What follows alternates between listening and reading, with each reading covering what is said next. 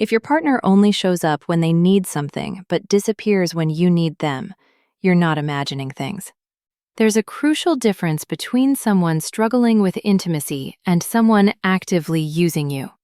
And I'll show you exactly how to tell the difference. Look, I know this is confusing. You've probably been wondering if their hot and cold behavior is just their attachment style, or if something more harmful is happening. Having an avoidant attachment style doesn't excuse using someone. But understanding this distinction can save you from months of confusion and self-doubt. By the end of this video, you'll know the 3 signs that show when someone has crossed the line from struggling with intimacy to taking advantage of your kindness. Plus, I'll give you a specific conversation framework that can either save your relationship or give you the clarity you need to walk away. Let me tell you about a friend.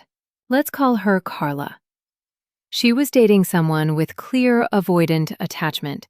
He struggled with emotional conversations, needed lots of space, and had a hard time with commitment. Carla understood this and tried to be patient. But over time, she noticed a disturbing pattern. He'd reach out when he was lonely or needed support. But when Carla needed the same, he'd say she was being too needy or that her expectations were too much. The thing is, Carla's partner wasn't just avoidant. He was using her emotional availability without offering anything back. And there's a big difference between someone who struggles with intimacy but tries to be fair and someone who takes advantage of your understanding. But here's what most people don't realize. There's actually a simple test you can do to figure out which category your partner falls into. I'll walk you through it after we cover the 3 signs, because having a way to definitively test their intentions changes everything.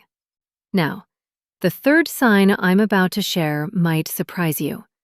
It's actually the most telling, because it shows whether someone genuinely struggles with attachment or just uses their style as a convenient excuse.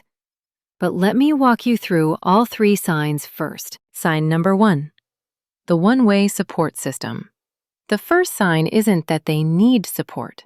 Everyone does. The red flag is when support only flows one direction, and they show no awareness or concern about this imbalance. Someone struggling with avoidant attachment might not naturally offer support, but when you point it out kindly, they'll make an effort. Someone using you will get defensive, make excuses, or turn it back on you. A friend told me about her ex who would call her every time he had work stress. She'd spend hours talking him through it. But when she called upset about a family issue, he said, "I'm not good with emotional stuff. You should talk to your friends about that." Notice the difference? He wasn't saying he struggled with emotions. He was saying her emotions weren't his problem. But here's what's really insidious about this pattern. It doesn't just affect the relationship. It actually starts to change how you see yourself. Most people don't realize they're slowly losing trust in their own needs and instincts. I'll show you exactly how to protect yourself from this psychological damage in just a moment. Sign number 2, emotional taking without emotional risk. The second sign is when they take your emotional energy and support, but never offer genuine vulnerability in return. This is tricky because they might share things with you, but pay attention to how they do it. Someone who's using you shares in a way that only benefits them. They dump their problems on you for relief, but they don't let you in. You end up feeling like their therapist, not their partner. After they share, you feel drained instead of closer. Here's the key difference. Healthy sharing creates mutual connection, even when someone struggles with vulnerability, while using someone for emotional regulation is purely extractive. When someone shares healthily, they let you actually help, value your input, show gratitude, and you feel closer to them afterward. But when someone uses you for emotional regulation, they treat you like a therapist who just absorbs their stress, dismiss your advice, show no follow-up appreciation, and leave you feeling drained rather than connected. They might share their work stress with you regularly, but notice, they're not actually being vulnerable. They're not asking for your perspective or letting you comfort them. They're just using you as a dumping ground, so they feel better, then moving on like nothing happened. Real emotional intimacy, even with an avoidant person, involves some level of letting you matter to them.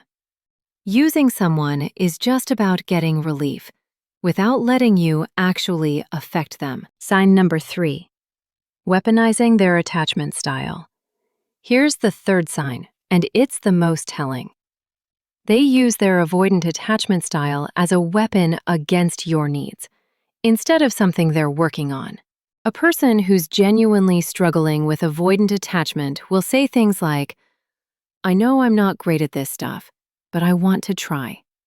Or, "This is hard for me, that you're important." They own their struggles without making them your fault. Someone who's using you will weaponize their attachment style. They'll say things like, "You knew I was like this when we started dating," or, "I told you I don't do emotional stuff," or, "You're trying to change me." They use their attachment style as a shield against any accountability. The difference is huge. One person is saying, "I struggle with this, but I care about you." The other is saying, "I am what I am, and your needs don't matter." Here's a real example. When Alex's girlfriend brought up feeling disconnected, he said, "Look, I have avoidant attachment. I've told you this. If you can't handle it, maybe we're not compatible." That's weaponizing. Compare that to someone who might say, "I know I've been distant lately. This stuff is really hard for me, but I don't want you to feel disconnected. Can we figure out a way that works for both of us?" See the difference? One person is using their attachment style as an excuse to avoid responsibility. The other is acknowledging their struggle while still caring about the impact on their partner. Here's what this all comes down to. Everyone struggles with something in relationships. People with avoidant attachment struggle with emotional intimacy and vulnerability. That's not their fault, and it doesn't make them bad people. But there's a line between struggling with something and using it as an excuse to take advantage of someone's kindness. The difference is in how they respond when you point out the imbalance. Someone who's genuinely struggling will feel bad when they realize they've been unfair. They might not change overnight, but they'll try. Someone who's using you will get angry, defensive, or try to make you feel bad for bringing it up. Now here's that test I promised you earlier. If you recognize these signs, you don't have to immediately end your relationship, but you do need to set some boundaries and see how they respond. And their reaction will tell you everything you need to know. Try something like, "I understand intimacy is hard for you, and I want to be supportive, but I also need to feel like this relationship is fair. When I need support and you're consistently unavailable, it hurts. Can we work on finding a balance?" Their response will tell you everything. Someone who cares about you will hear this and try to do better, even if it's hard for them. Someone who's using you will make excuses, get defensive, or try to make you feel bad for having needs. And here's how to protect your self-trust during this process. Before you have this conversation, write down specific examples of the imbalanced behavior. When someone is using you, they'll often try to make you question your own memory and perception. Having concrete examples written down keeps you grounded in reality.